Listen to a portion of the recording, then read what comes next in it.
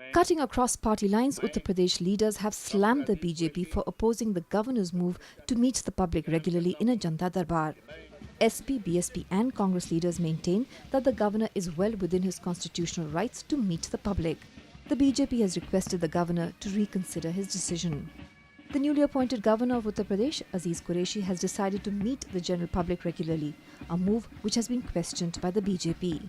Dr. Qureshi will be available for general public at Raj Bhavan between 11 am to 1 pm daily, excluding holidays, said an official release on Tuesday.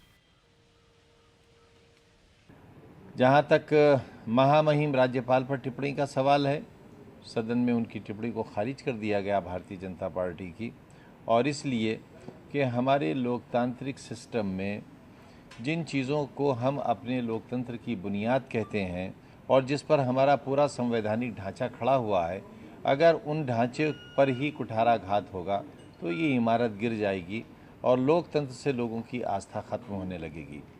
हम ये देख रहे हैं कि Bharatiya Janata party पूरे देश में एक ऐसा माहौल बनाना चाहती है जिससे लोगों की लोकतंत्र के लिए आस्था या तो कम हो जाए या ख़त्म हो जाए और लोकतंत्र को लोग कमज़ोर तंत्र समझने लगें, क्योंकि आरएसएस का एक पुराना एजेंडा है।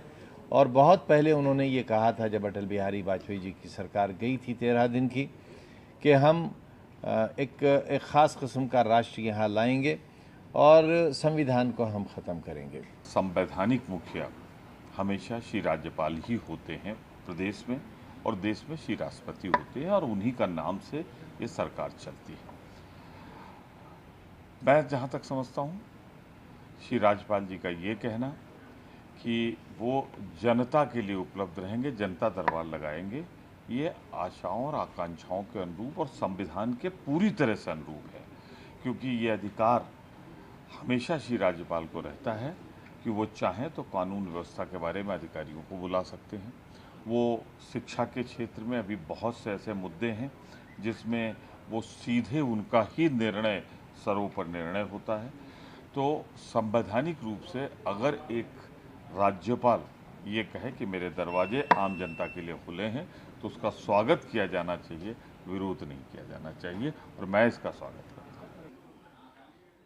महामहिम राज्यपाल जी पर सदन में चर्चा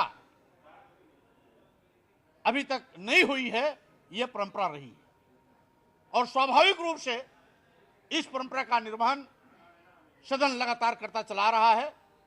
तो स्वाभाविक रूप से आज जिन माननीय सदस्यों ने महामहिम राज्यपाल जी के दरबार लगाए जाने पर प्रश्न प्रस्तुत किया था, हम समझते हैं ये सर्वथा अनुचित था, और महामहिम राज्यपाल जी प्रदेश के संवैधानिक मुखिया हैं, तो स्वाभाविक रूप से लोगों के दुख दर्द में उनको हिस्सा लेने की उनकी अपनी जिम्मेदारी है। अगर जिम्मेदारी का निर्वहन करते हैं तो हम समझते हैं इस पर किसी को उंगली उठाने का कोई अधिकार नहीं। Powered by NNIS.